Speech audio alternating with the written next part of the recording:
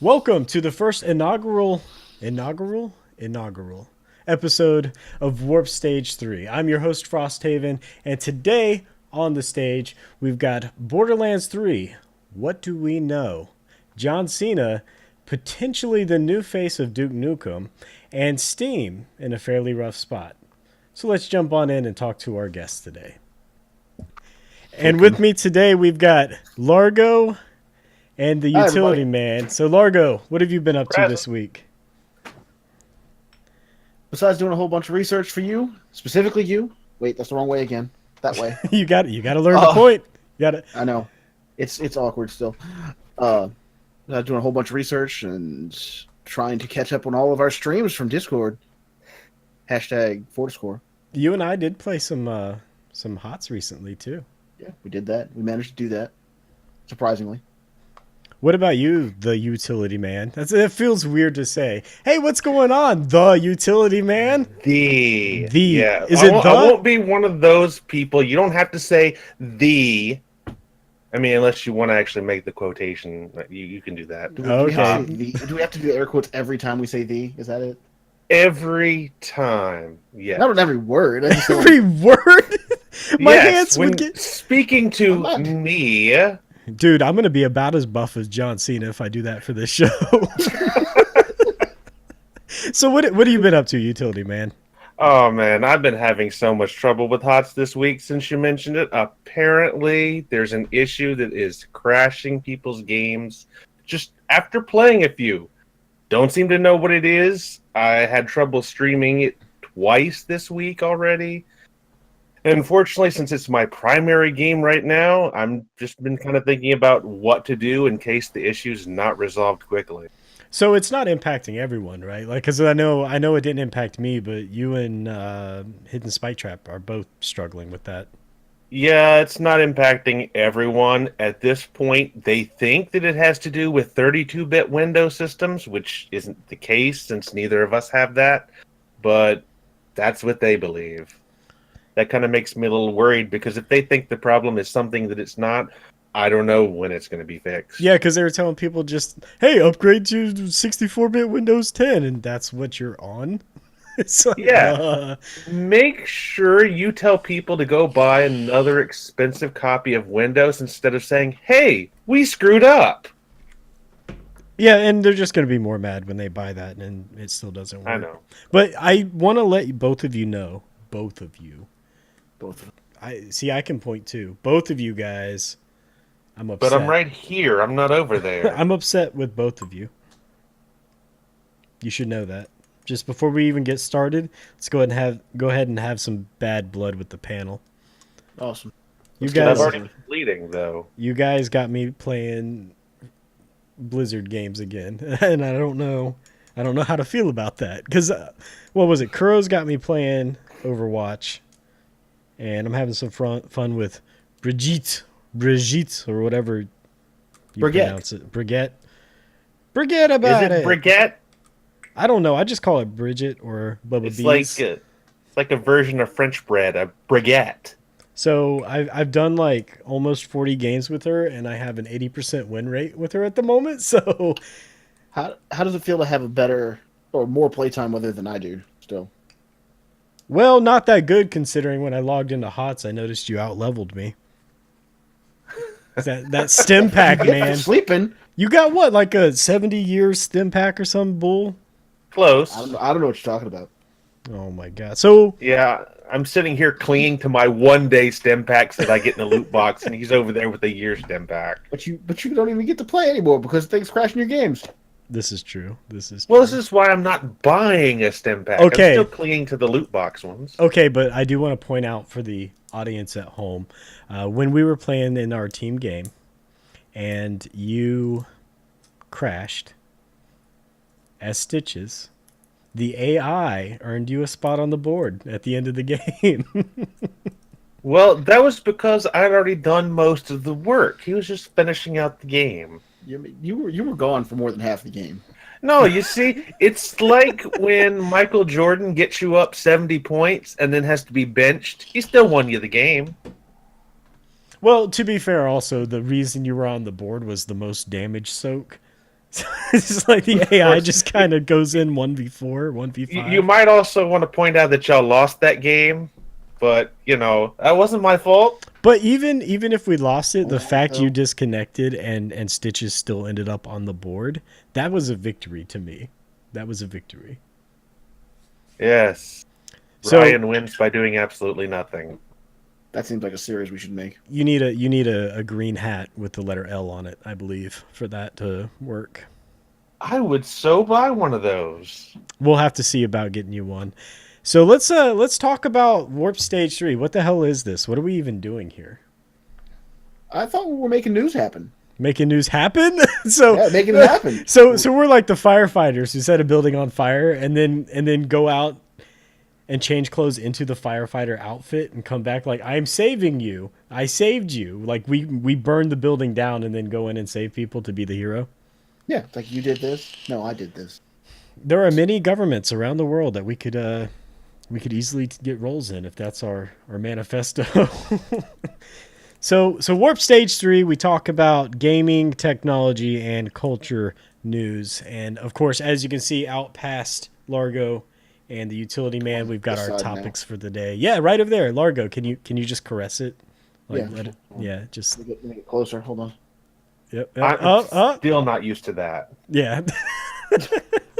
And then, of course, down below, you can always see our currently discussed topic as well as links to all of our social media and Patreon right down there in the middle in orange. Hidden Spike Trap got onto me because it was orange. I don't know what you're doing with your, with your mouth and your face. I can't see the bottom. There's Orion in the way. I just assumed we were all doing like the Brady Bunch thing where we just look at each other's panels. That would be nice, wouldn't it? The Oh, wait, can I Brady do both of you? I'll Bunch. do this now, then? It's like the most dysfunctional Brady Bunch. Actually, no, that's not true. Because remember, the Brady Bunch behind the scenes had a lot of drama going on. I don't know if you knew that. I did not. Yeah, it was I some actually shady. did know that. There's some real shade back there, the Brady Bunch. So let's go ahead and jump into our first topic for today, which is going to be Borderlands and what we know. So first off, just so that everyone's aware, the reason Borderlands 3 has come up again, it kind of reminds me of like the rumors of Fallout 4 way before it was officially announced. Everyone's like, oh, is this Fallout 4? Borderlands 3, there was a rumor going around that there was going to be an announcement on June 10th, was it? I've got show notes Yeah, up. I June should just 10th. look. Yeah. And that rumor came from some fake imagery. So I'm just going to pull up here on my browser tab, The browser tab. the browser tab of Justice. Maybe I'll zoom in a little bit. The debunking of this. So the rumor was this image right here. Revealed June 10th. Ah! So everyone got super hyped. Now, if you look at the shoulder and this face, this user, BL3 Hype Train, pointed out that this is just a character from Dark Souls 2, right? Wow, Michael Myers never looked so good. Borderlands 3, the horror game. Oh my god. Could you imagine that game actually being scary? I'd play it still. Oh, I would play it more. I'd play it. I would definitely play it more. So the rumor was debunked, but at the same time, there's still now this huge ball of rolling hype that surrounded that rumor. And there are a lot of other things that seem to point to a Borderlands 3. So you didn't even need a fake rumor to know that it's coming, right? Yeah. So I think a lot of people want to rush to say, hey, I was the first to report so-and-so, even when it's not true. yeah. So here's the thing. In 2014, Randy Pitchford, the CEO of Gearbox, this is 2014 again, stated there was not another Borderlands game currently in the works. However, we're now 4 years past that, so things can and probably have changed. Do you think he was being honest back then? Like, I know some developers will be like, "Oh no, nothing going on." I remember way back in 2014 when he first announced that there was no Borderlands 3 in the works. He did mention it's because they at Gearbox didn't know the direction they wanted to make it. They really didn't know over like pre-sequel and Borderlands 2 about where they would really want Borderlands 3 to be, what they really wanted it to be, if they just really needed it to be more the same, or if they wanted to move on and try to push new bounds with it. So, sometime in the last 3 years, I'm pretty sure they found what they wanted to do with it. Yeah, you're probably right. Now, the pre-sequel was also released in 2014, I believe before he made that quote. Now, wasn't the pre-sequel kind of meh to most people? I mean, some people really didn't like the what do I want to put it, the oxygen system that they put in there, and the drastic change from Borderlands 2 that it brought away. But like people like me, I really like the extra interconnectivity between the characters and how much everyone talks with each other.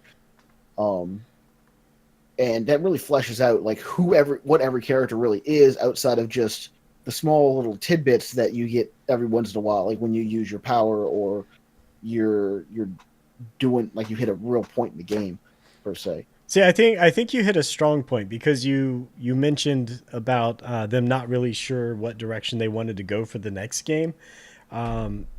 And if you look at it, right, like so 2014, the pre-sequel came out, and you could tell in that game they were looking to experiment. And some of those experiments people liked, some of those experiments people really didn't like.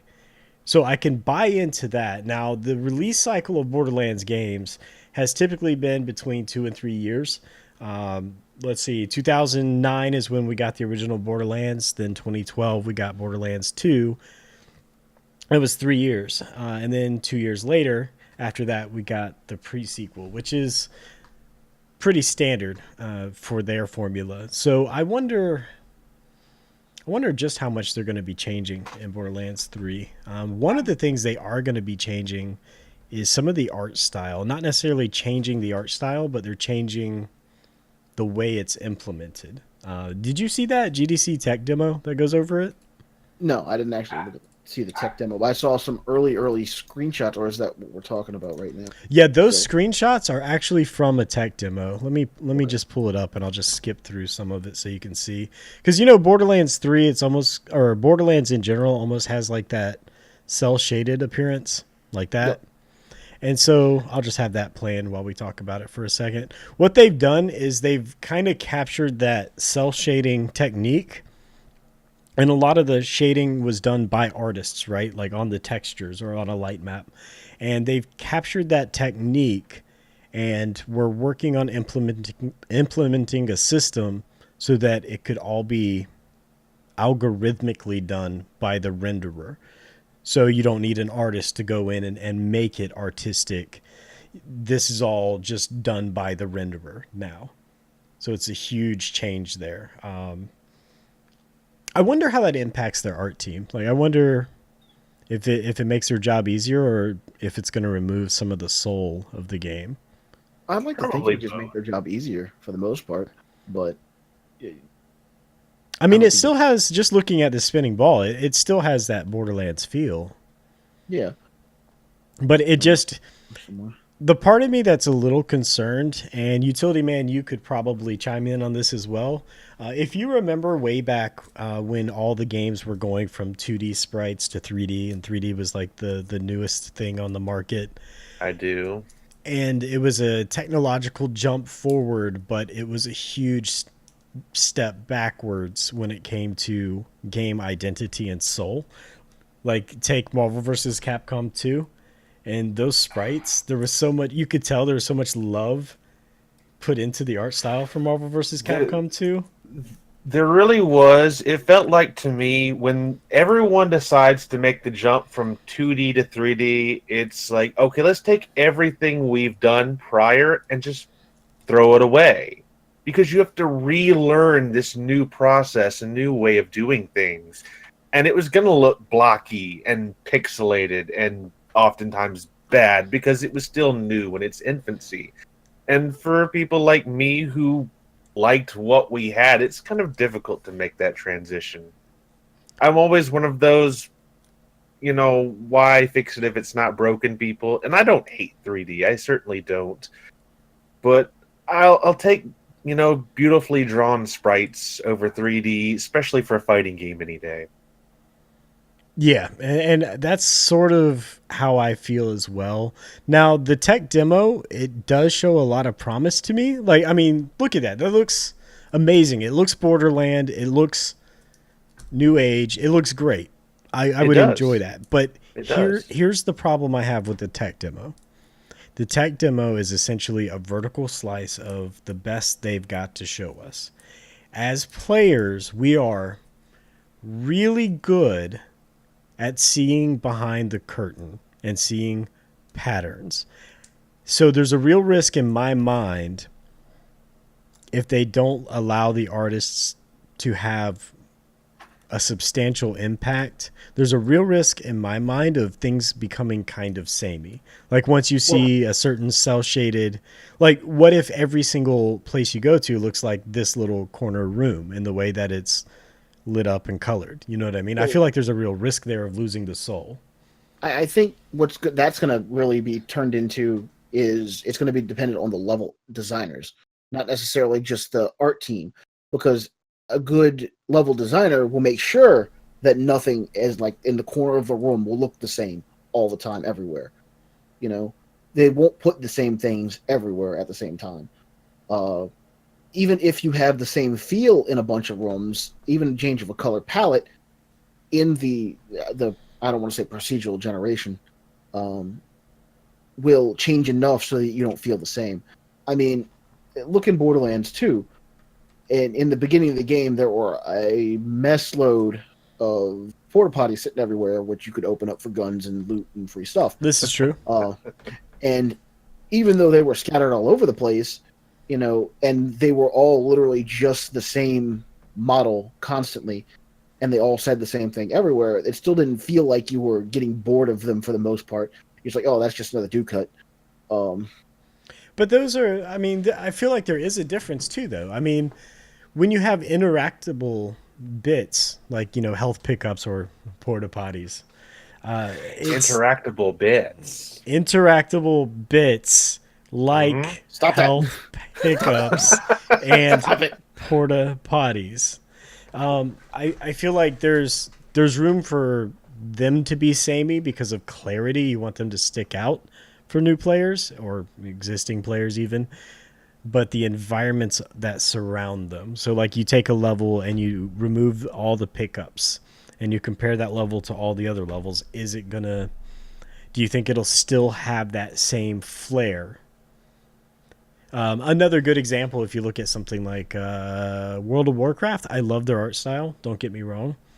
But before their upgrades in, I want to say Wrath of the Lich King, a lot of the locations looked very samey. Everything from Stormwind to a dungeon looked almost kind of too samey because they were using a specific style within their own limitations. And it wasn't until like Wrath of the Lich King came out and they started throwing artists at it hardcore to really make everything pop. You know what I mean? Well, if you think about it, like a lot of the inns and houses all had the same exact layout. They literally just had a standard inn model that they would just plop down. Oh, just a quick insert. In the industry, that's called a prefab, is what they call that. A prefabrication that they would stamp onto a level. Yeah, well, I mean, they did that, but they filled it with different NPCs all the time too. So they didn't quick stamp NPCs, but they did quick stamp all the buildings. So consider that. Even the shops in Stormwind, most of the internals of them had the same model. So, you always walked in. To the left there were some stairs, and to the right there was like the counter with the actual shopkeepers. For most of them, not all of them, just most of them. I mean, I feel like the building style is definitely kind of samey, but I never felt that way about the environments. One area, just because it's a forest, doesn't necessarily look the same as another forest. I think they did a pretty good job of diversifying it. And Wrath of the Lich King, I did that again. Lich King.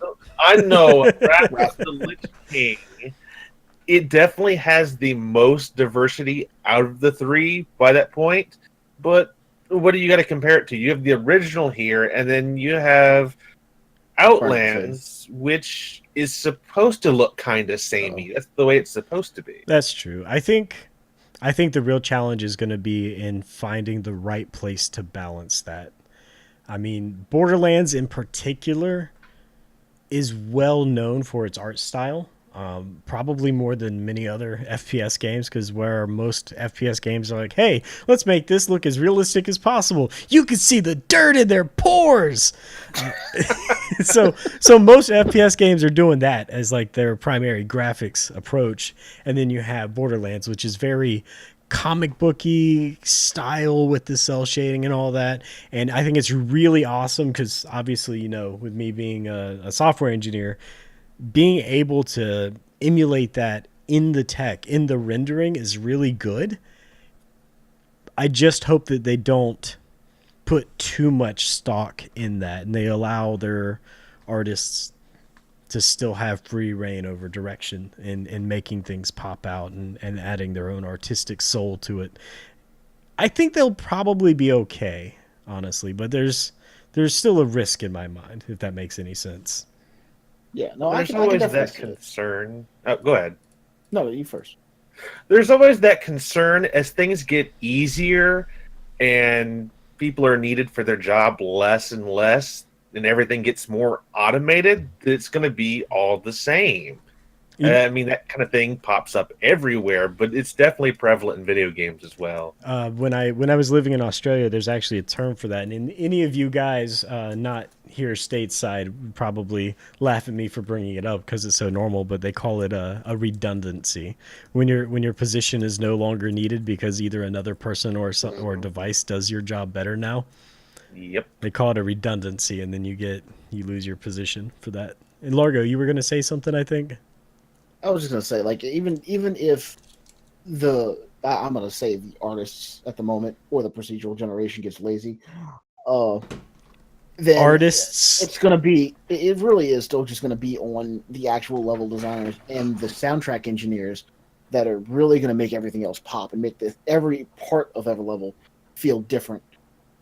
You know, whether it be high tension, low tension, no tension, or, you know, just blowing up a bunch of people. That's fair. I think we're all on the same board with that. So earlier this year, January 28th, actually, there was a tweet involving Elon Musk. Yes, the guy who put a car in space and then put another toy car inside of that car while it's in space, that Elon Musk. There was a tweet involving Elon Musk and Randy Pitchford, which, of course, as you know, is the CEO of Gearbox. And it was about the boring flamethrower. Have you guys seen the boring flamethrower? I have not seen the boring flamethrower. Hold on. Tweet is evolving. Beat a cancel! We can't handle this. So first I'll show you the tweet. I will show you the tweet. I promise. Here's the tweet. It's coming right up. Nice and warm for you. Oh my God, it didn't evolve. So this is Randy Pitchford. Well, you get beat to cancel. This is Randy Pitchford, and this is in response to Elon Musk talking about his boring flamethrower. And it says, Elon, I'm going to add this to our next Borderlands game. Super serious. Let me know if you want to write the flavor text. You may have already done so. We'll just lift it from one of your tweets. And it's my understanding that he was okay with this. I'm going to be really disappointed if it's not. Then. Yeah, I mean, at this point, you can't have Borderlands 3 without the boring company flamethrower. I just would like to point out there is, of course, nothing boring about a flamethrower. This is true, but... You can be proven wrong. There is a difference, though. So the boring company flamethrower, I'll just pull up the video so you can see it. This one's hosted by... This one is hosted by Tech Insider. I'll just full screen that. So it's not actually a traditional flamethrower. It only goes out but so far, and that's how he was able to release it for sale, because the flame isn't long enough to be considered like a weaponized flamethrower. Couldn't we just tighten the flames and actually make it more like a blowtorch per se, and then make it so it cuts through shit? But I mean, I guess it's. I'm sure you could modify it in any way you wish there, Largo. I mean, I'd say they probably wanted to make it in a way to prevent accidents, but it's a flamethrower. I mean, come on now. There's no way you could make that safe. Well, it's not a flamethrower in the traditional way that most people think of a flamethrower, because a traditional flamethrower, you've got a jet of gel that's being ignited and it shoots out really, really far, and that's how you like burn everything down. For all intents and purposes, the boring flamethrower is more akin to, have you ever as a kid, I don't know, maybe it's just me because I grew up in the country, but as a kid taking hairspray and a lighter and to get rid of bees? Yes, but not bees. I can honestly say I have not. You haven't annoying lived. Neighbors, yes. Annoying? What? You burn your neighbors? No. Hold on. Neighbors. Yes, neighbors. Well, they used to be neighbors. Oh. Okay, I see. Oh, I see the causality there. Maybe we should cut this and get you some professional help there. If I may ask, does the gun throw flames? Well, see, that's just it. That's what flamethrower means. Is it throws flames, and it seems more like it's a toss than a throw. Yeah, it's like a lend. Here, have some flame. Just hold, okay. If it doesn't actually throw flames, then yeah, I have to take it back. That is boring. But it looks like it does. But I feel like part of me feels like he released that specifically because he knew he could get away with releasing it and calling it a flamethrower semantically without having to go through the red tape of actually selling a weapon. I'm sure you could use it as a weapon. Like, I mean, it's pretty clear whoever you can use a lighter as a weapon. So this is not gonna lie. I still want to buy one now. Yeah, I kind of want to get one too. But this is a weapon I think we all hope that is going to be in Borderlands 3. If it's not, then I will start a petition. I will start a Warp Stage 3 petition. Is it sad? I'm trying to already think about the functionality of it, of how Borderlands would actually do it. Like, it would be like almost a point-blank flamethrower that just automatically set things on fire. Oh my god. Or an upgradable weapon, so you can take it from the boring flamethrower to like the exciting flamethrower. No, that's a quest line right there. Or no, because it's Borderlands, they'd have to call it the slightly less boring flamethrower. Yeah. Mm-hmm. Like so it's SLB. It's like the Dan Hibiki version of a flamethrower. It only pops like 2 in front of it. I gotcha. I wonder if Tiny Tina would get a hold of that and do something with it instead. Oh, good lord. That would be amazing. So, Boring Company flamethrower inside of Borderlands 3. I can't wait. I can't either. I'm just going to act like it's going to be in the game, like 100% confirmed. I'm going to act that way at this point. I feel like that's a safe bet. We should do that. I don't want to be a downer to anyone actually wanting to purchase one of those, but there is a rumor suggesting that they're supposed to come out in April, which may be alluding to April 1st. So we'll see. What? That would be very disappointing. Don't crush my dreams yet. My dreams. I mean, I don't know. That is just a rumor that one of the Redditors who managed to make it to the purchase page mentioned that it was being released in April. That must have been a horrible line if the purchase page, if it took that hard of an effort to make it to it. You could take those rumors and shove it, is all I'm saying. Don't ruin my dreams. Well, I could burn them down. Now, during an investor call, Strauss Zelnick said that there was a highly anticipated new title from one of 2K's biggest franchises in development for the 2019 fiscal year. And the fiscal year is October 2018 through September 2019. It doesn't specifically mention Borderlands, but I think you guys would probably agree with me it's probably Borderlands. I'm not saying it's Aliens, but it's Aliens. Well, I feel like that's a safe bet to say Borderlands. I mean, as far as I know, that is Gearbox's highest grossing game, but I can't be quoted on that. That might just be opinionated.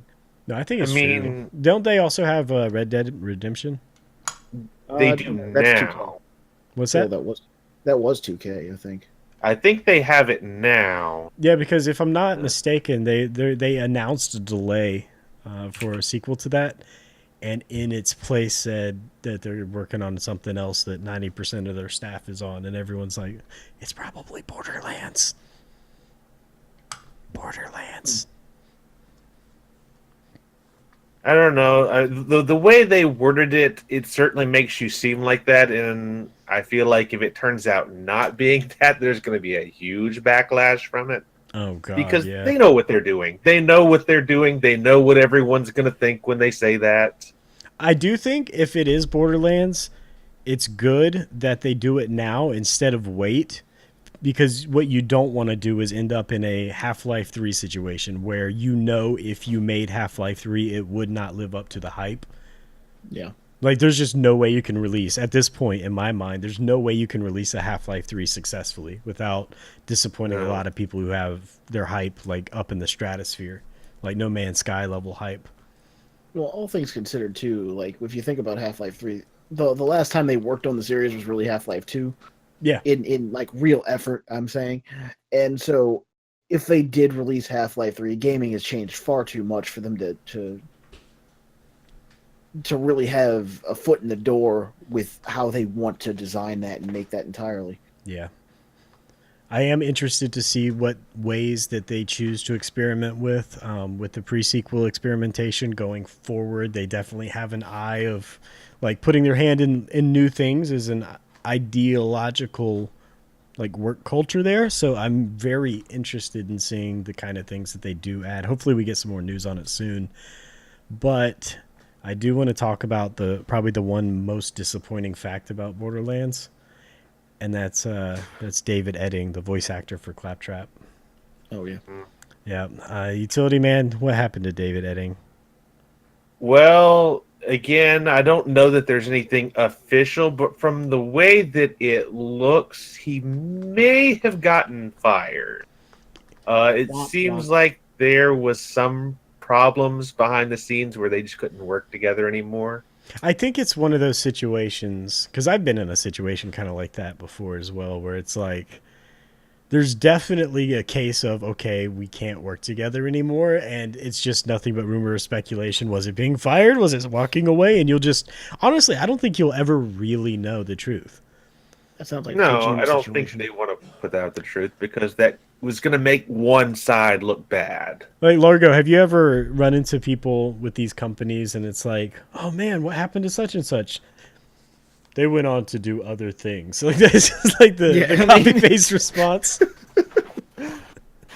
We didn't need their services anymore. Yeah, so next week when we have our second episode and Utility Man's not here, it's like he went on to do other things.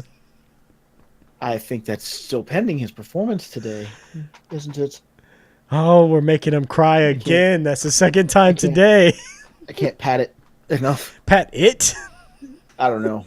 We're going somewhere. So we're already talking about firing the guy, and now you're like removing his humanity. These are pat it. I mean, I was never even hired. How can I be fired? That's true. I mean, look who he's married to at these points. Yeah, so the Utility Man, you were talking to me about how his Twitter originally his status said that he was the voice of Claptrap, and it was changed a while back to say the original voice of Claptrap, and that makes me wonder. Like, it's a modulated voice, sure, but I guess they're going to be getting a new voice actor for it if there's even going to be a Claptrap. What do you think, Largo? I mean, now after 3 games and the Telltale games that had the same voice for Claptrap, I'm pretty attached to said voice. I would like to see that come back, but I'm not against really Claptrap's voice changing overall. I mean, there are a lot of different Claptrap models out in the world, and some of them do already have different voices. Some of them, not many, but this is true. Does everything have to follow the same Claptrap model? That's really story pending of whether that happens or not, I guess. Well, you know, as they say, the show must go on, because there's a lot of like in TV shows, writers for TV shows will actually always have in the back of their mind, and sometimes they'll have snippets in their writing for like if a female actress gets pregnant and has to take leave, they can change the writing to adjust to that. Like the show always has to go on, you know? Yeah. And I mean, I feel like the only thing that has to maybe they just get the original voice to come back for a couple of lines, and then they change Claptrap's voice modulator, and then it moves on. You know? Oh man, That's all it would take. what if they take like the super cheesy? They're not gonna do it, but what if they took the super cheesy way of writing it in the story? Like, oh, Claptrap's voice modulator's broken, and so it's just all like he'll just hold up like an LCD screen, so that you read it in his voice. I actually think some people would be okay with that. I think for a part of it, I don't think they'll be okay with it if he's just always only doing that. Maybe they just go the text to speech, Stephen Hawking way, where it's displayed on screen and all it does is write down. Oh, you know what's interesting about that too? Rest in peace, Stephen Hawking, by the way. Yeah. But you know what's don't get defensive on me. But you know, I'm not getting defensive. I was saying thank you. His iconic voice. He was offered. Stephen Hawking was offered to upgrade that voice several times, and he didn't want to. Like he wanted to keep his voice, and it kind of makes sense to me. Like, would you want to change your voice to even if it was to something more suave or you know something better? Or... That not permanent. That sounds like something you can do right now. Why don't you go ahead and go out and test that and tell me how it ends up? Get my voice surgery. I'll come back with like this huge thing, like right here, like a big Band-Aid, Hello Kitty Band-Aid or something. What happened? Yeah, well, I mean, let's be real. You already have the radio-esque voice going on. We definitely need to change his voice, though. That needs to be changed. Well, oh, Sasha. Oh, how I love you. And Sasha. Now. And there it goes. Yep, and that's the reason. But on the bright side, if he does get his voice changed and we have him back on the show, he'll be able to do the signature Claptrap LCD screen to talk with us. Oh, yeah. While he heals. Yeah. Now, I think the real question is, would Hidden Spike Trap still keep him if his voice changed?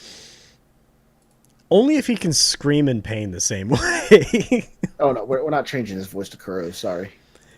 So, any closing I don't statements? Have a beard to shave. Oh, any closing statements on Borderlands 3? I mean, I'm hyped for it, honestly. My body is ready. I do want to say I am worried about the voice change, because I think most of us know what happened with Solid Snake and David Hayter and Big Boss, and that was not received very well. Don't bring up Metal Gear. You're just opening wounds at this point. No, it's difficult because I'm sure there are a lot of people that could do Claptrap's voice, but that doesn't mean that they'll get a good one. Well, that's true, but at the same time, Claptrap's meant to be annoying. So even if they get a really shitty voice actor for it, and it ends up just fine, probably. Yeah, I'm sure it'll be fine, but it's just I'm trying to think like in Portal, for instance, GLaDOS. If they change GLaDOS's voice actor, I would have to play every Portal game going forward on mute. I don't know. Some voices are just iconic like that. Yeah. Yeah. Like I will be sad to see him go if he is not back for it. If they can't find some kind of way to bring him in. But at the same time, I will still buy Borderlands 3. I will still play through it, and I will still be happy with whatever direction, as long as Claptrap's personality hasn't changed. Unfortunately, so with that, with the closing statements done, looking forward to it. 2018 to 2019 is the rumored potential release dates for the game. Nothing confirmed, of course, as of yet, but lots of hype. I can't wait to see it. Should be on all the systems, yeah. Oh, most certainly. Yeah, like I can't imagine. Oh, you think we'll see it on the Switch? I don't know, man. The Switch is making progress. All the systems. But it's on the Vita for Borderlands 2. So but we're talking about the Switch here, which means it'll be released, a year after all the other versions. I wouldn't care because I will still take portable Borderlands 3 with me. Man, Borderlands 3 to go? Oh my god, dude, that would be. Borderlands 2 is all ready to go. It's on the PS Vita. Okay, I just realized how you can fix the Claptrap problem. You release Borderlands 3 on the Switch or another portable gaming device, and in the box you give it a portable gaming device shell protective cover shaped like Claptrap. Oh my god, I would do it. Yeah, Yeah, I think that'd that work. works. So for the next topic, this one is I find it kind of funny if I'm going to be honest. And that's going to be the John Cena one. And I got the image pulled up that the utility man sent me. This is an artist's impression of what it would look like. And I got to be honest, if there's any actor in the world that could play Duke Nukem like physically and visually, it's John Cena. I mean, I can see it. You've got your image pulled up. I've got my face palm pulled up. I mean, I'm sure everyone's also seen the John Cena meme where he's going Super Saiyan and everything before decking people in the ring. Mm-hmm. And Yep. I don't think this is that far of a transition from it. Yeah, because it's almost like that slapstick. It's weird. Duke Nukem's always been kind of like a slapstick, but more risque and gritty humor as well. Yeah. Making light of the dark, put it that way. Making light of the things you typically wouldn't want to talk about. Yeah. I can't believe I'll say it, but I think that's a good choice for actor for him. It is. Yeah, it's such a weird thing to think of, though. John Cena, meme lord wrestler. What's that? You're saying it wrong. You gotta say John Cena. Okay. Dun, dun, dun, dun. There you go. Oh my god. I would have thought it was weird, but then I've seen a movie where Hulk Hogan is playing a nanny, so I suppose this is not more weird than that. I suppose if your scale ends at Hulk Hogan nanny, then yeah, John Cena as Duke Nukem's pretty normal down here. It has to be. So, just a quick overview question. Like, how do you guys feel about Duke Nukem? Like, I played Duke Nukem like crazy back in the day, and I always thought it was cool. You could like kick things instead of punching them the way Doom did it, and it did have its own kind of flavor. But I feel like Duke Nukem has been abused. That bubblegum flavor. Oh my god. If he had gum, but last I checked, he's always out of it. Like, does he not live near a 7-Eleven? Duke, have you not played? I don't. You've obviously played Duke Nukem. You know he didn't live near a 7-Eleven. Duke, just go around the corner and get some gum, man. It's not that serious. He didn't have time. He was still waiting anxiously next to the purchase button for Duke Nukem Forever. Oh, God. For 15 years, right? Yeah, 15 years waiting for that purchase button. And you said the actual game time in Duke Nukem Forever was what, 12 or 13 years after the previous entry? Something like that. Utility man, because you made a joke about that. You said that almost real time has passed since the last game. It is 12 years story time from what I recall. So it kind of makes you wonder, did they really try to work that into the game story? This is why it took so long. Duke had to age. Oh, I just pulled up the Metacritic score on this. Oops. Oh. Yeah. That hurts. It wasn't worth the wait. Let's put it that way. And you know what sucks too is the release date of the game was when it's done, which usually means it's going to be great because they are not bound by release dates. But Mighty Number 9. Oh God, yeah. You're not lying. I feel like when it's done. Yeah. Put it back in the oven. It's not done yet. Cook that a little more. Yeah, just a little bit more. Well done, not raw. The meat inside is still pink. Put it back. But so Duke Nukem Forever, 15 years in the making to get a 54 score on Metacritic. I feel like the Duke Nukem name has just like been making this steady decline. It started out really strong, really cool, and now it's just like, and then of course when Forever hit, it's just a drop off. Well, if you recall, we even talked about Half-Life 3 and what we would do to make that, if they could even make that worthwhile. And that's it suffers from the same thing, the longer it takes, the less it's going to live up to the title. Yeah. If Duke Nukem Forever was released 10 years ago and only had a 3-year development cycle, then would it have been better? As it turned out today. Well, not really today, but you know what I mean. Yeah, I think it probably would have fared a little bit better using the technology they had at the time releasing it, because if you think about it, like some of the choices they made would have been well suited years and years and years ago. But so much has changed in the gaming industry, and not just that, but with the players and what we expect from game studios.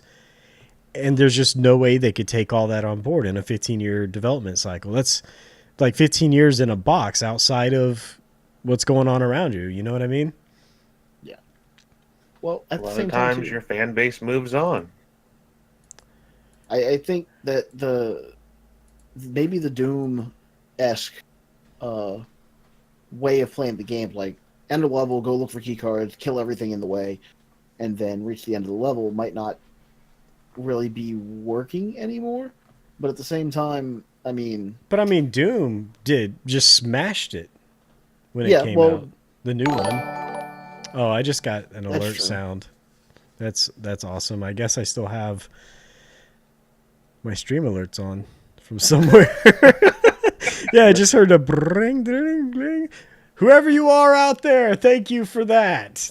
yeah, thanks for subscribing or donating or what have you. Yeah, whatever you did.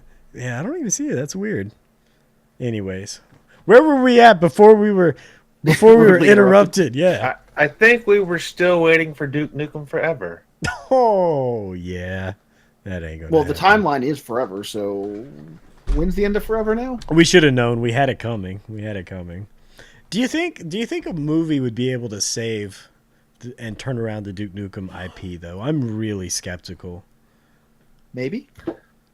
A video game movie. That's my point. Utility Man, I think you know exactly where I'm coming from, because video game movies do not have the best history. I'm not going to say they're all bad. They're not. But when you look at the ratio of how many of them are good to how many of them are bad, you can't help but be a little skeptical. Yeah. And just a quick jab here. Duke Nukem Forever was developed by 3D Realms Triptych Games, or is that Triptych? Probably Triptych Games, and Gearbox Software and Piranha. So Gearbox Software was a part of that. Hashtag Borderlands 3. Hashtag Borderlands 3. Duke Nukem Forever, the link. Oh my God! This is a side tangent. This is now, going to be good. Unfortunately, I can tell. I can see it in your eyes. Duke Nukem becoming playable in Borderlands 3. Playable character in Borderlands 3, Duke Nukem? I mean, maybe not playable, maybe just making an appearance, maybe showing up, taking over Brick's spot, and just decking the shit out of some aliens. Maybe they take Claptrap, right? And here's how they fix it. Oh my God. They take out all the internal components, and they just put Duke Nukem in there, like crouched down, like leaning over with the microphone right up to his mouth with no headroom. Maybe that's how they solve Claptrap's voice problem. They just get John St. John to come redo Duke Nukem's voice over Claptrap instead. Yeah. Maybe you could just get John Cena to voice him. There you go. And then you'll introduce Claptrap when he comes up.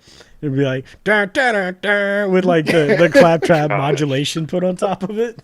Oh, he would also be animated to come into the ring like John Cena too. Oh my God, dude. He could do it. Because you know they have. I love it. I've already bought it. New character. You've already purchased So it. it's just like Already bought. During this conversation, you're just like, oh, you know what? Credit card number. Done.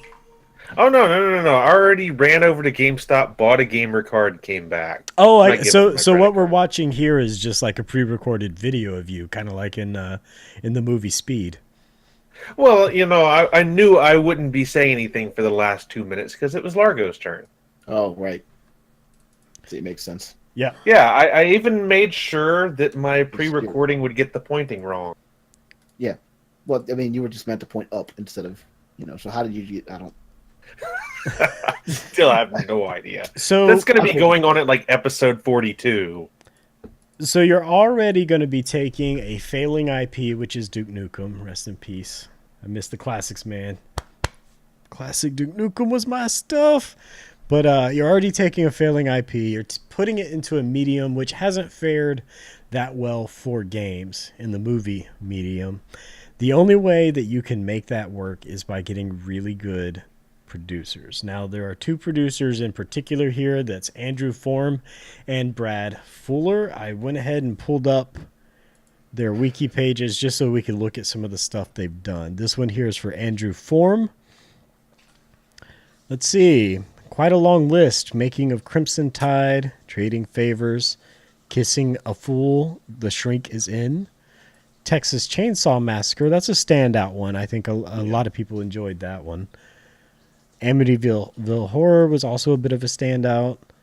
More Texas Chainsaw, The Hitcher, Unborn Horseman, Friday the 13th in 2009. The Nightmare on Elm Street in 2010. The Purge, Occult, Black Sails. Now, I watched all of Black Sails. Did you guys see any of that? No, I haven't. Yeah, it's just The only thing I remember is that there was some kind of pirate ship with black sails crewed by the damned. Yeah, it was. I think that was a different movie. It was Black Sails was like a TV series interpretation of the Monkey Island series. Really? Okay, Yeah. okay, I know what you're talking about. Yeah, they changed some of the stuff around, but for the most part, that's what it was, and it was really, really good. If I'm being Maybe I need to honest look with into you. it then. But that was in 2014. But they also did Teenage Mutant Ninja Turtles, and I don't know, but it was garbage. You mean the 2014 one? Yeah, the 2014 one. I take my clapping back. I'm gonna zoom in on that just so you can see it even better. Teenage Mutant Ninja Turtles 2014. Utility Man, you had Yeah. some stats pulled up on that at one point. What was the actual reception on that? But didn't it get like worst of scores for everything? It did, yes. It got nominated for so many things. Let's see. There was, worst. I'm trying to think. I know I had it. They also did the Mouthful. 2016 Ninja Turtles Out of the Shadows. I haven't seen that one. Have either of you seen that one? I hadn't seen either No. of them, unfortunately, but I heard that Out of the Shadows actually did much better than the first one. So it shows that maybe they're capable of learning. Yeah. I'm worried about ever watching another Teenage Mutant Ninja Turtles movie. Ever. No. I don't think in my eyes that they'll ever stand up to the first two Teenage Mutant Ninja Turtles live action movies, honestly. I mean, the 2014 one got 22% on Rotten Tomatoes. I think it got under a 5 out of 10 on IMDb. I know they had like worst actress, worst prequel that it was nominated for. And come to think of it, I know it won one of the nominations for worst things. The whole thing was a mess. It was an absolute mess. And like, I know the third Teenage Mutant Ninja Turtles was nothing special, but it was good compared to this one. Yeah. But if Largo is right that the second Ninja Turtles movie that they did in 2016 was received a lot better than the first, which, I mean, let's be honest, that's not hard to do. It's a low bar to jump over. Then it shows at the very least that they're willing to learn. It does worry me that they haven't really done anything when it comes to like gaming movies.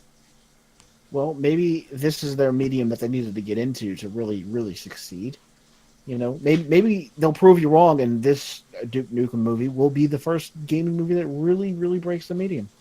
I hope that they prove me wrong. I really do. Now, go ahead.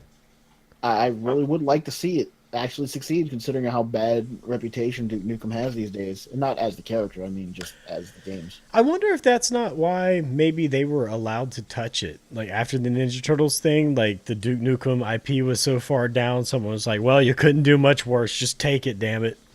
Yeah. Well, I think at this point, the only video game movies I have liked are the ones that were so bad they were funny. And I don't know that you want to intentionally do that because people can tell. That can almost work for Duke Nukem because the whole premise of Duke Nukem was having things that are so far out there that it's kind of funny. Well, it kind of worked for Super Mario Brothers. This is a terrible movie, but, you know, enjoyable because it was so bad. I loved that movie, personally. See? There you go. There's your audience. There you go. Largo is going to be he's going to buy like 10 tickets. Watch it. I will too. Well, if my time purchasing Borderlands will come into play here for Duke Nukem movies, then sure, why not? I mean, I've bought that game I don't know how many times. You'll have to tell us how good it is. There's only one way to sell this movie. Have the movie poster just be John Cena and say, "Sorry, kids, it's rated R. You can't see me." That would work. That would work. You don't have a mic to drop, and I actually wouldn't. I actually do. I was just kind of sparing you guys that. That's fair. That is fair. Now, the question is, since we're on advertising, then maybe after they get a little bit into it, maybe they just need to advertise it like Deadpool was. I mean, if you recall, when Deadpool first did the trailers, it was just a mock show kind of thing of it, where it turned out to wind up being their official trailers sort of down the line. Yeah, they did that like in an underhanded way, just released like the insider footage that they had done with the hopes of it getting going viral to prove to the producers, hey, this can work. Yeah. And I mean, so maybe that's what they just need to do. Get John Cena in the outfit, set up, do a mock scene to see it, God. and if then have it go. And just don't put any status or anything with it. Just put it on John Cena's official Twitter page. The rest will take care of itself. It will. It will. It will sell because his name is on it. Well, besides that, it might also sell because Duke Nukem's on it. Now, a real like question... Duke Nukem Forever. Yeah. Get out of here. Just go. Leave. That's it. I hope the movie doesn't take after Duke Nukem Forever. I don't want to see 90-year-old John Cena doing the utility man? He's doing other things, pursuing other interests. Go. That's it. That's the end of it. Yeah, after this, I hope John Cena is doing other things. So here's the weird part about the Cena Duke Nukem connection, and that's while physically they are absolutely identical. I think you couldn't get a better actor for it to appear as Duke Nukem physically. John Cena is really big into helping children and helping all these foundations, and he's just this really big, helping, kind person behind the scenes. I don't know if you knew that about Johnny Boy, but yeah, he's really nice. Like when people first started getting annoyed that the John Cena memes were everywhere, it was brought up, and that's how I found out about it. And Duke Nukem, by contrast, is pretty much the antithesis of what John Cena is. I think we would agree with that, yeah? It is. It is. And you know, I have faith he could pull it off because John Cena, the person, is a lot different than the wrestler, which, if you know a lot of his work in the wrestling field, he could do this. He can do this. Yeah, he could act the part. You're right. Now, the other thing is with Duke Nukem and today's culture, and I'm going to have to be very careful. Don't get us in trouble, please. This is such a shady territory to enter, but you have to talk about it. When you talk about Duke Nukem, you know, he's a womanizing, misogynistic pig who's so anti-politically correct, he'll just say the most far out there offensive thing as possible at any given turn. I wonder how they're going to be able to pull that off on camera. Well, I think this is another time where they might have to take a lesson from Deadpool. You just have to know what you can be offensive about and get away with it. So putting your toes in the water, don't necessarily jump straight in. Pretty much. They knew going into it what kind of character Deadpool was, and they portrayed him perfectly. Well, that's what they're going to do here. Yeah, I'm about to say, going into this, they already know what kind of character Duke Nukem is. If they're going to make the movie and try to limit what Duke Nukem can say, is that really Duke Nukem then? Right, and that's that line that they're going to have to cross, while also proving that they can make a game to movie film work, while also proving that their previous attempts at taking cartoons and games and fantasy characters to real life haven't always been that great. They're really good at horror. They're really good at the gritty dark side of humanity, as it were. But when it comes to the comedy stuff, they've struggled in the past. These producers have, and so they have a lot to prove and a lot to lose too. Because if you can imagine the Duke Nukem fans out there, and there are a lot of us, if this movie does not do well, I think that's probably the end of Duke Nukem, like straight out. I I definitely can see that, unless someone else buys the IP and then does something completely different to really revive them. Yeah, but and at that point, who would you find to sell the IP to? Who would want that? Because they would be starting from an uphill battle. It could be sold to some indie developer, and then Duke Nukem just be an indie games from then on. Like it would have to be like someone really just starting out to try to make a name for themselves, buy it on the cheap, and then turn it into something big again. And just try not to turn it into an asset flip, which gets us into our next topic. You like that segue? Yeah. This is a very smooth segue. Our next topic, Steam is in a rough spot and the struggle of game platform ecosystems.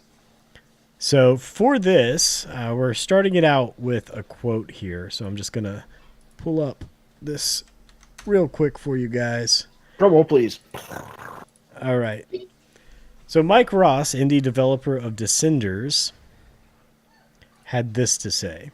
So here's the thing. In February, around 850 games launched on Steam, which is about 40 games released on Steam per day. About 82% of those didn't even make minimum wage. And by this, I mean the money that came out of 82% of the games that came out of Steam would not support a singular person on American minimum wage, which I had to Google. That is abysmal. It is. Imagine if gas prices were still the same. Oh, God.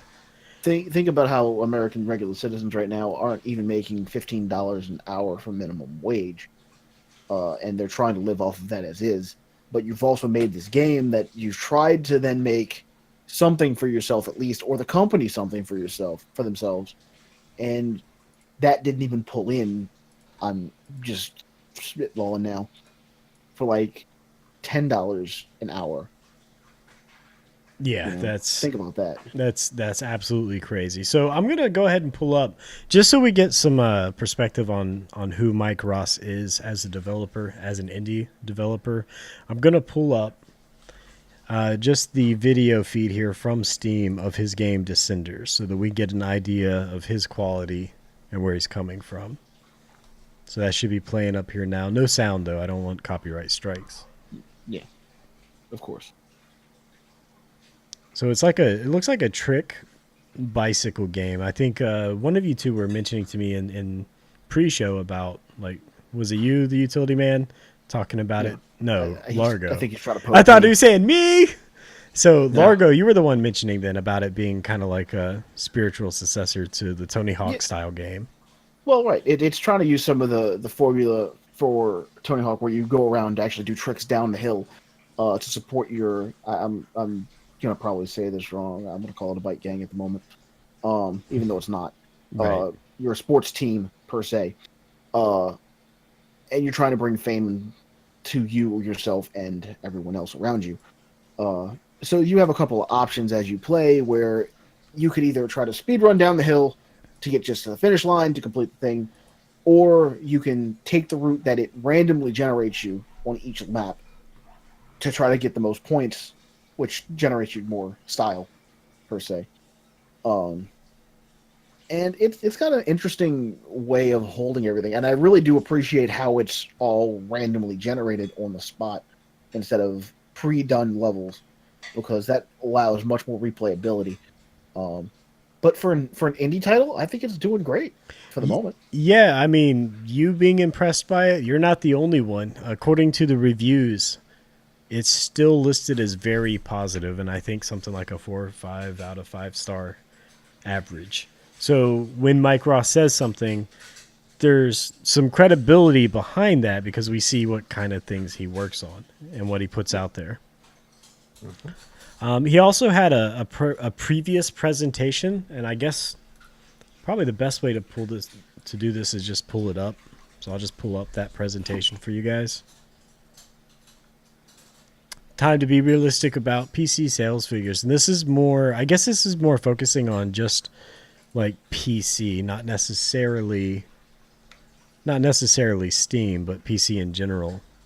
Well, let's be real. For the most part, Steam does run the PC gaming race. Yeah, I think a lot of people lump those two together. All right, so imagine how many copies your game is going to sell. Now, half that number. Your game is going to sell less than that. I want to stop right there because I don't necessarily think there's something wrong with that. I think that it's more just just the way it goes. If you look at something like Twitch streamers, you know, like how many people that watch your stream are actually going to subscribe, and it's an incredibly small percentage. I mean, the more eyes you get on something, the more lurkers you're going to get on something. Yeah. I mean, as usually an avid lurker on random streams anyway, you know, I go into certain streams just to watch the game every so often, and I don't necessarily subscribe to everybody. Hashtag you should probably subscribe to Fortiscore. Nice plug. I like it. You're welcome. But you go for the active thing you're looking for, and then if you turn out to be really satisfied with it, that's when you subscribe to it these days. You know, like if I don't like the personality of the people doing it, which obviously I like everybody at Fortiscore, thank you very much. Then you're going to stick around. You're going to try to interact with them more. And that'll even translate into game sales, because if you look at a demo, you see it being, oh, well, I really like that, or no, I'm going to look up more information on that. That's what draws you and sticks you around. And with Twitch being as avid as it is right now, new games, even indie games, can be shown on Twitch. And if somebody, you know, if I'm lurking around, I see a random game on Twitch being played, I mean, even this has actually sold me, because I've had my most popular things from Immortal Redneck, which is an indie game in itself. Yep. And the only reason I stick that and stream that personally is because of the Twitch interactivity. And I love that interactivity with the voting built into the game. That's still amazing. And like, I wouldn't have known that if I didn't actually pull up a random stream, or someone, I don't even remember how I found it. Like, I think someone was hosting it, and then I just followed the rabbit hole down, wound up on it, and I'm like, oh, that's a lot of fun having the voting system in there. I want to actually stream some of that. So then I picked it up, and that's been amazeballs. And you know, it's also something I was telling, or I do tell pretty much anyone who talks to me about it when it comes to YouTube or Twitch, is you could have the absolute best content with 100% verifiable proof of the meaning of life and how to cure cancer in one video. That doesn't mean it's going to be a successful video, because it comes down to how many eyes can get on it. Mm-hmm. And that leads to Steam's biggest problem right now too, where even if you're releasing 850 games a month, how many of that is reaching everybody's eyes?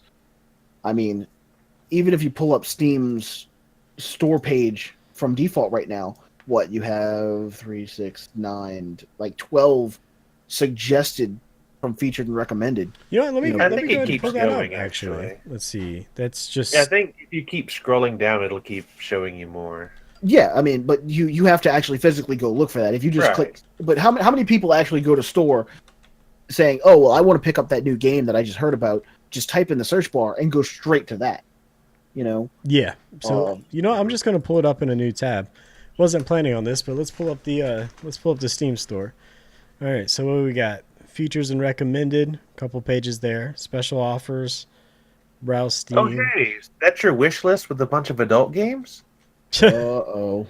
No, I'm not even logged in. I don't know what you're talking about. You had me double check, though.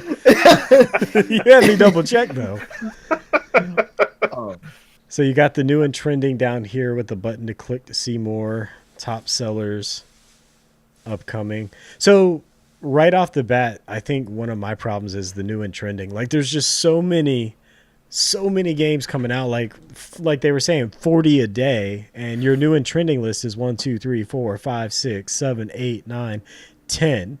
So that is before you click the new releases button, and before you even get that, there are because you're using the web page and not logged in. They do have a suggested curators Yeah, they do. portion and a discovery queue that you're missing out on right there too for you to scroll through. But, yeah, it takes note of everything that you've played recently, added to your wish list recently, or even viewed recently. But that also brings up another point, though. I mean, if you look at some of the stuff that was coming out of Greenlight, like Dead Cells, right?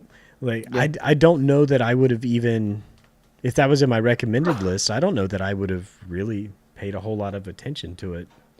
If I'm being honest, I just happened to find it on some obscure website and linked to it and decided to go for it. But I don't know that it being recommended would work for me because most of the time I ignore the recommendations.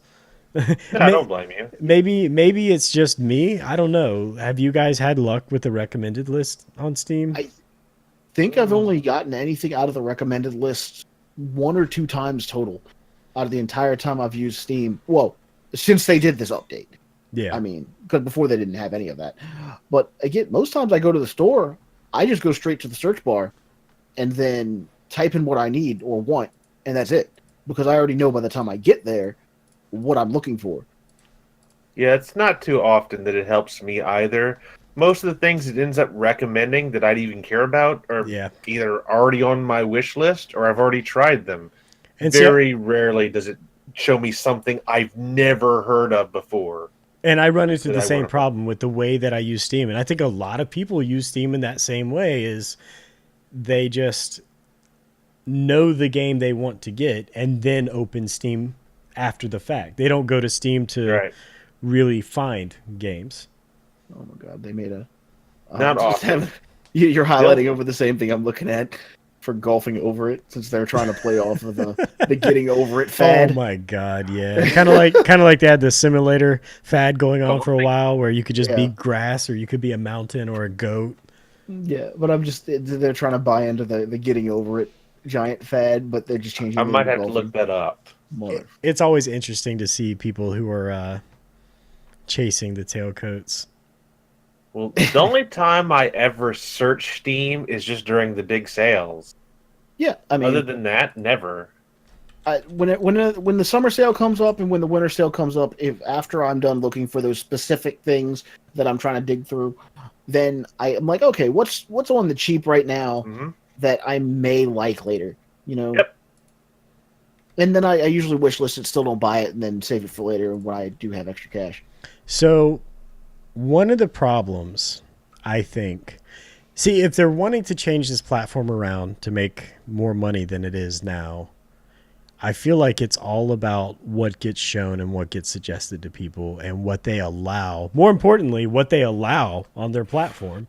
I mean, I was talking to you guys before we started the show, but this game, Shadow, Treachery, cannot be tolerated. Like, this has been making the rounds on the news circuit for a while now because first of all, it's an asset flip, which if you don't use Steam, which I'm sure most of you do, but if you're one of those random weird people who don't actually have any history at all with Steam, an asset flip is basically like someone who can maybe code, maybe not, will buy or take assets from asset stores. So you could go on and purchase, like from a Unity store, you could purchase a buildings kit, and they're intended for you to take as a starting point and build on top of it and paint walls on and things like that.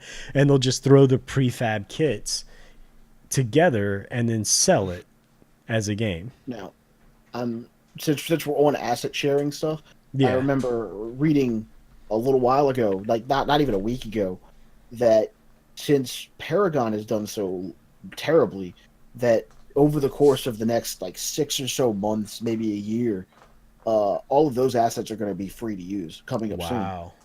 Like they're literally just throwing that into the wild for someone else to use, maybe make something out of it. So that's crazy. We'll see some of those getting used in like these kind of scenarios very soon. So point number 1, this was an asset flip. Point number 2, how did this game even get through? Because when you go to install it, it literally puts an empty folder in your Steam library. Just an empty folder. No executable, no nothing. Like, Well, how does that get through any quality testing? Or I feel like that just shows that their main problem on Steam is the inability to effectively quality test things. well, that kind of shows us two really scary things about Steam right now. One, how often has this been attempted?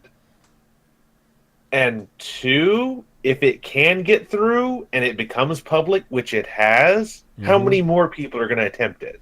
Yeah, and I mean, there's a big rash of them. Just like I know we've talked in the past about the mobile gaming market. It's you got the same problem. Yeah. There are actually some good mobile games for phones that I've probably never even seen because I don't waste my time going through the mobile game platform to go through 1,000 different clones of Candy Crush to find that one game. You know? They Well, get at the same so time, drowned out by all the stuff that's out there and think too about this much. now too. That both Fortnite and PUBG are now mobile too. Yeah, this is true. Yeah. But So you know where you didn't find that out from? The the App mobile, Store. yeah, the App Store. You found out about it from probably a news article or something, but Yeah. you did not find out through the App Store because you're not clicking through the App Store to find new game releases. Correct. There's And just too much garbage. I think the last time I was just browsing through the App Store, I wound up getting like Life and Monopoly or something like that. You know, I believe it. I believe it. like, Can we combine those two already to get something new? well, I mean, they did just have like a physical board game release of Mario Kart in Monopoly-esque design, which is interesting. That is very I hadn't Like seen interesting. that. it changes the entire way Monopoly's played. So That's good though, because Monopoly, and Yeah. I've talked to you about this joke before, but that's the game you start friends, and then like 40 minutes into it, you want to kill whoever's playing the banker, and then like player two just throws the board out the window. and that's also depending if the banker's embezzling money from the bank. Well, If you have a banker, they're embezzling. Oh yeah, of course. you also have that one person that always like, well, this is the way I play the game. We need to do this. Tries to That's- change the rules. I hate that. That sounds like the free parking meta game going on. That right there. Yes. Yes. Free parking. That's a big one. So in 2017, Steam released just over 7,600 games, which gave us, according to what we found, an estimated 4.3 billion in sales in 2017, which was actually an increase in sales over the prior fiscal year by about 800 million, I think is what the report showed, right? Yeah. Yeah. And so on the surface, it looks good. It looks like things are working and the platform is growing and they're getting more money. But when you dig into that, and you've probably seen this, it's being reported all over the place. Take PUBG, that's 14% of all of those earnings is just from PUBG. And half of all of those earnings are only from 100 titles. That includes PUBG though. Yeah, and that includes PUBG. So if you look at that, 7,600 games in a year, only 100 of them is what it takes to get 50% of pretty much all of their income. There's a real problem with too much cruft in their system, too many garbage games, and having a really hard time of elevating the ones that are not garbage. They ran into this with Steam Greenlight. Did you guys ever go for anything on Greenlight? Not once. I think I used Greenlight a couple of times to get a couple things like actually moved in, or tried to help them get moved in because they looked really promising. Dead And Cells was one of those for me. I think the big problem is a lot of the ones that I looked and did that for, I completely forgot about and probably never even looked back at them. I think only one of them did I ever keep track of and actually pick up. And your use case is actually the case for a lot of people because Greenlight closed down. They officially closed Greenlight down not too long ago in an effort to move to something called Steam Direct to help developers get their games out there. They closed down Greenlight, and it was all because of the viewers. Like people like you would go in and then you'd click around and then you would just never come back. And it wasn't that you had something against it. You just didn't find a compelling enough reason to stay in the Greenlight place. Well, They could have they might have been able to do something with that where if you did support it to get through, that they had a separate list, not necessarily your wish list, but a different list that it notified you that hey, this game came out, and then you could have kept track of it in some way from fashion. But as it was just, oh, you supported it, thank you for supporting it, but now completely forget about it. Yeah, and I mean they reported about it too. Back June 6, 2017 is when they announced that they're closing Green Steamlight or Steam Greenlight. Steam Greenlight. Yeah, one of those words, one of those Englishes. You've spoken. So it'll be red light now because it's been stopped. Yeah. Good explanation. Yeah, and they've basically gone over the details of why Greenlight didn't give exactly what they wanted. And here's one of the problems that they admitted to, which I still think that they're having a problem with in their recommended list, and that's they're not very good at analyzing and decrypting what you might be interested in. And they're not good at surfacing content that is going to be successful. Like they mentioned in this article that I have posted up, they mentioned they did not expect visual novels to be anything. I'm going to be honest, I didn't expect visual novels to be anything either, but it blew up out of nowhere, and now there's billions of visual novels. Well, if I recall, visual novels have always been a really big thing in Japan, per se. Yeah. But them blowing up over here stateside is a totally different story. Yeah. Well, but then again, things like anime and honestly just gaming culture in general has blown up to, huge heights in the recent years. This is very true. Well, I mean, I live with someone who loves visual novels, and I still don't understand it, but, everyone's into something different. Yep. You just got to find the right visual novel for you at that point. And they also mentioned that they weren't able to predict Dead Cell's success either. And, although I had my issues with them nerfing the game to be easier, which I didn't agree with because of the kind of game it was marketed as, like on launch. Well, I don't know if it's even technically launched, but when it became playable, I could tell you off this was going to be huge. Well, is it the difficulty that made them think it wouldn't be accepted? It could have been. It could have very well been because there's a lot of pressure to be so all-inclusive that you cut out the outsiders like us, because I know we like challenging games. There's only like a handful of those in existence now. Well, then again, also think of like Dark Souls' entire success is based on it being hard too. Right, that's one of those like 5 games that exist. That's the one everyone brings up. This game doesn't need to be like Dark Souls. Yeah, like I don't think every game needs to be like Dark Souls, but at the same time, you don't need to treat your populace and your target audience like absolute babies to really just include everybody. You can have difficult-esque games without, absolutely crushing the different scales of people that want to play it. Oh, it's just like movies, right? Like you take movies as a medium and you can have your chick flicks, no problem. I won't watch them, that's fine. They're not my style, but if people can get enjoyment out of chick flicks, then guess what? The movie industry has made a good choice by supporting their needs. Right. Yeah. And it's the same way here. I think that there should be a game for everybody. And not every game has to be for everybody, but of course that's where the money's at. Well, right, and a lot of game companies are kind of doing that. They want to try to appease as many people as they can instead of just trying to appease their target audience. Yeah. But I'd have to get some statistics on this, but at the same time, wouldn't the targeted demographics games tend to have been done better and sold more than this all encompassing stuff that everyone's been going for lately? Unless you add loot boxes, those games make tons of money even if they fail in the public eye. I don't think so. I'm not going to count DLC and loot boxes as a scenario for it because that's just ridiculous. Like I'm talking about the actual game sale itself. Yeah, I don't know. That would be something interesting worth looking up. But I feel like I'll put it this way: a lot of what drives the current industry is all based on money and how to pay investors. I feel like if those hard games built up enough money to really combat the money you get from everyone wins game, I feel like the entire industry would be moving to that in droves, and they're not. So that tells Well, me that hard games are still niche.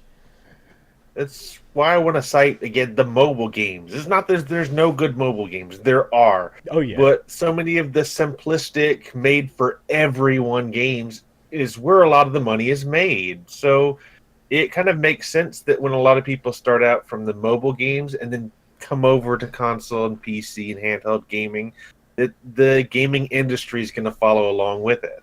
Well, it's just in psychology, you've got this thing called choice paralysis too. If you look at something like the Steam platform and you scroll down and see, like, let's say you get a list of 200 games, and you've got $50 in your hand or on your card ready to be spent, hot, ready to go, and you've got a ton of games to choose from, you're more likely to choose none of them if there's too many to choose from, and that's choice paralysis. Some people get that just going through fast food. I know exactly how that feels. Actually, I've had that. Someone goes to McDonald's and completely starves because they can't choose between the menu items. Like, And knowing how the McDonald's around here is run, no one helps this person. So there's just a skeleton like 20 years from now in the drive-through. I'm just saying. Like, I'm sorry for using McDonald's like that, but Poor McDonald's. that was. There goes our sponsorship deal with McDonald's, man. Well, I mean, I do want to say if you go to McDonald's and leave hungry, you've only done yourself a favor. Yeah, that's probably true. But McDonald's is the roadkill of fast food. a lot of it that YouTube's having the same problems with. I mean, it's a lot easier when you don't have this many games coming in, because how do you Yeah. 40 games a day, and you consider how long each game is, how do you fund a quality assurance team that can actually manually go in and ensure the games are what they say they are? Like, you have to at some point throw your hands up and say, okay, we need to write an algorithm for this. And that's the entire premise that YouTube is built on. It's all algorithm. Other than like a very few select things, it's all algorithm. Everything is automatic. Detecting if you're breaking copyrights, automatic. Detecting what should be on your recommended list, automatic. Because there's no way you can get enough humans to be on the platform to verify everything. Is it sad that I feel that, some fresh out of high school kids or students, I'm just going to say for now, as an introductory job with these days and how popular gaming culture is, I don't think it would be that far-fetched for Steam to pick up a bunch of, eligible first job students, per se, just to test these 40 games a day. Not necessarily every single one of them testing 40 games, but, say have a bin for X amount of people that they hire for next to minimum wage just to check through it. That's Just still a to- lot just for to quality. go through. Oh, it is. I'm not saying it's not, but that also creates jobs for some people and solves a couple of the issues. There I is mean, that would one be great. There is one but- group that has solved a lot of this problem. I don't know if you guys have ever used the GOG Good old launcher. game. Yeah, I know what that is. So this is like a Steam alternative, and honestly, I love it to death. I got Divinity Original Sin on this platform because they hand pick. They with two little fingers, they reach into the cruft and of the garbage situation that is gaming these days, gaming platforms and browsing for games, and they just hand pick and go, this cherry looks really good. Let's put this on our launcher.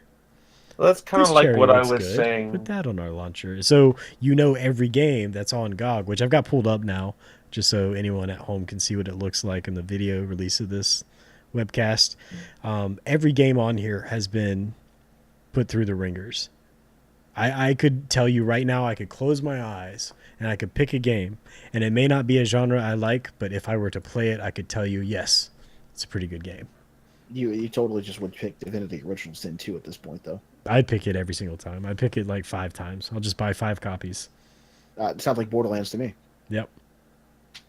Well, it's kind of like what I was saying earlier. The issue with Steam, I don't know that there's a way to solve it without playing favorites, which is what that website there's doing, and apparently it works for them. So I think at a certain point, you have to throw your hands up and say we have You to have play to. favorites. Like there's just too many. Like if you, Well, I mean, if you want to release a game that's nothing more than a folder with nothing in it, then yeah, it's time for favorites, and you're not on that list. well, I mean, the unfortunate thing about that is it kind of puts into perspective how powerful word of mouth is. Oh yeah, That's the only hope for a lot of these games out there.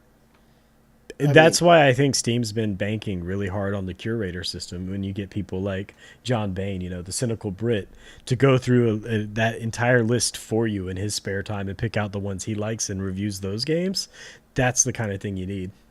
Yeah. someone that Right. popular even too to be able to say that sells countless things. I I feel like the short term answer, is putting a lot more focus on the curators than anything else. I think that's going to be the main ticket winner, is to really push the curators, because the curators are going to be the ones pushing the games that are worth spending money on. Well, Yeah. not only is that going to be the thing, but then how do we get to stop getting games with empty folders? Yeah. How do we actually change that? And that's why I was saying the intro level uh, creative jobs for students per se, to be able to go through X amount a day, or since there is 40 a day, just to get in and make sure there's actually a game there instead of just garbage trash constantly. Yeah. They don't really have to play it and say, "Oh yeah, this is enjoyable" or anything. It's like, is this actually a game, or is this just retooled BS that somebody's trying to sell for $2? Right. Well, I mean, if they're only going to spend, 10, 15 minutes to download it, install it, and make sure it's not junk, then you probably could just have a couple people do that. I wonder how mean, many people would want to do that though, because I would see that process as like a real labor. yeah, but I guess people do worse jobs. yeah, Well, but you could at the just same have time, you could just have a sandbox open for all the installs and make it easy to wipe clean. well, I mean, think about it this way: if Steam actually spent what, since the games were only selling for a buck or $2 a piece, if they had 5 licenses and threw them out to those people that they hired for the low cost of 10 to 15 bucks an hour at best, uh, of the students coming out of school. I mean, they have the most time anyway out of everybody working these days. Anyway, they're looking for jobs. They're trying to get in and learn some work ethic and experience. Yep. That would really help them out, and really give them something to put in, like a resume per se, even though it might not get anywhere. That would really give them a foot in the door for the future, and say, like, yeah, I dedicated some time to actually do work for this company, to actually do something, and that looks better for them when they actually turn around to get a real job. Oh, that's true, because that's one of the tricks with the gaming industry. I was lucky, but it's one of those catches. It's, you need so many years of experience to work in the gaming industry. Okay, but how do you get a game industry job if you need game industry job experience to get it? It's one of those catches. I could see that as working. If you're able to count that as working in the game industry as a QA tester, like that could It open would up a be. lot of doors for people. I'm just saying, and who's better to do it than the people fresh out of high school, early college per se, that actually do have the time to do it, Yeah, no but they don't kidding. want to, that they don't actually want to get a full on job yet, but they can still earn some extra cash.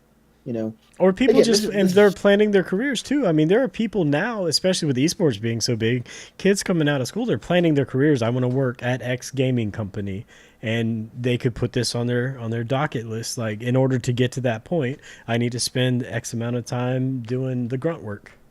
yeah, it's just something I'm spitballing, but that seems like a really good idea to me I personally. like that idea.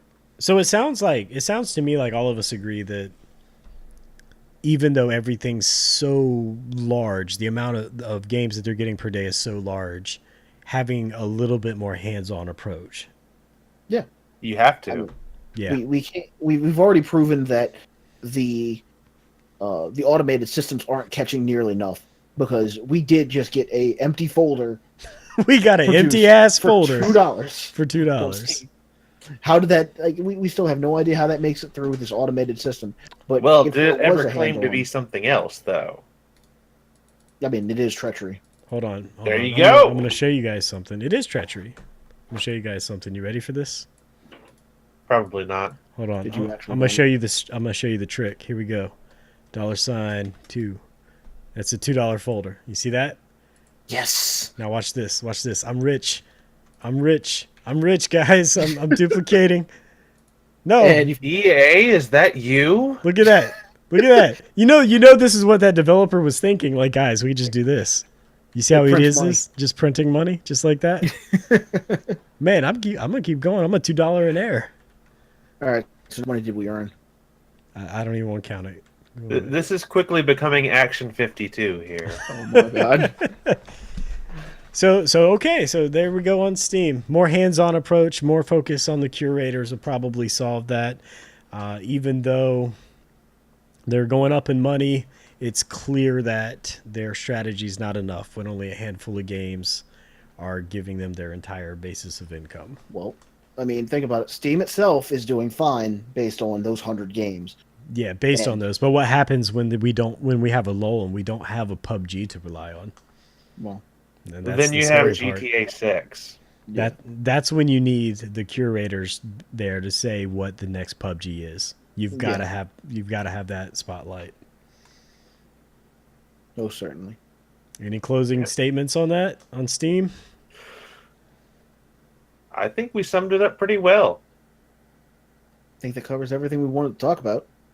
Awesome. Well, I guess I'll go ahead and close it out on that note then. So this was the first ever, guys, I feel like I need to celebrate with a drink, maybe a little cupcake with a candle in it. First episode of Warp Stage 3. I actually have something to celebrate. What's I that? would like to celebrate the collector's edition of Marvel vs. Capcom Infinite. And What? their plastic eggs. Not What? because it's almost Easter, no. but because it's almost April Fool's. Oh, you Well, got I Largo to fixed get up. You said something made him get up. Well, he bought the thing. There goes Like, another. I'm sorry, but like, if you enjoy the game, that's fine. But come on now, those things were such a ripoff. So there goes another subscriber alert. Why is this thing coming through? This is the weirdest thing. I don't even have it listed on here. That's crazy. Maybe Largo got up to subscribe. Maybe that's what it was. It was Largo the whole time. Thanks for the subs, Largo. I had this strictly Here we brought up go. because I know somebody that had it, and I borrowed it just for this kind of occasion. All right. So we went from Marvel vs. Capcom Infinite Eggs. Eggs? You want What? eggs? What are those? They are. This They is what are. came in- What are this is what came- those? This is They're what came plastic in. eggs. No, it's not. They're not even full eggs. No, they're half Isn't that eggs. supposed They to don't be even- the Power Stones? Yeah, they are, but they Yeah. don't even come out of the thing. Like, What? This is a full. You can't take them out? No. No. Well, technically, only one of them is the Power Stone. You know, Power Gem. Yeah, I mean, Oh, infinite. yeah. But Okay, Thanos. Professor Thanos over here. Thanos reigns. the sad thing is, on the back of the box of the actual collection edition, they had actual gemstones advertised on it. But then you get Oh, so they bait and switch. yeah. Well, You I get think they intended- this. That's So, yeah. sadness. But I It's think their they, April Fool's anniversary and celebrating everyone that got snookered. I think they originally intended to have the actual gemstones done for it as a big thing, but then price either got out of hand or they got lazy or EA happened. And then Second this is reason. what you wind Second up with. reason. Lazy. Yeah. Yeah, I could see that. Not to be confused with how these things glow. It reminds me of that comic strip where it's like the boardroom meeting. They're like, we need to find a way of upping more of these Yeah. expansions. What do we have to do? And people are giving all these terrible answers, and little calm guys just like, maybe we make it so you can take the eggs out of the crate. You know, throw them out the window. There's some of those here in the background. Just put them back there. To, yeah, set 'em up. Hey Largo, why don't you take one of those out and show us what it looks like? Yeah, if I could only take it out. Well, you know, just pull two of them out and put them together, and now you got one egg. There we go. It'll be part of the set permanently. All right. Well, the disappointment that is the Power Stone collection from MVCI. I think that's a good note to leave it out on. So, Utility Man, Largo, I'm facing the wrong way. Utility Man and Largo, my panelists for today. Thank you so much for watching, guys. I don't know if I like you looking at me like that. That's how we became the Brady Bunch. No, get out, get out. And Do, so do, do, do, do, do. we're going to be planning on doing this once a week, going over some of the newest topics in gaming, tech, and culture, of course. If you liked what you saw here, feel free to subscribe. Hit the bell to be notified, because without that bell being activated, even being a subscriber, you're not always going to be alerted that we've got a new video up. Our social medias are below. Warp Stage 3 on Twitter. And of course, our Discord is where we hang out most of the time. Discord.fordiscordgaming.com. And if you want to support us in a more intimate way, we do have a Patreon, Warp Stage 3 as well. And not quite as intimate as these. Not as intimate as those. I promise you, we're not going to be eggs you can't remove from the crate. Remember, don't ever be eggs you can't take out of the crate. That's the lesson. Always at least make them removable. Can someone please get those in the latest Avengers movie? I want to see Thanos holding those. I can't use the camera to look at them. No, what needs to happen is Thanos goes to take the Power Stones out in the movie, and he realizes he can't take them out of the crate, and then the credit rolls. He can't put them in the Power Glove. He actually just gets them all. And speaking of credit rolls, that's us for Warp Stage 3. Thanks for watching, everybody. See you, dudes. See you later.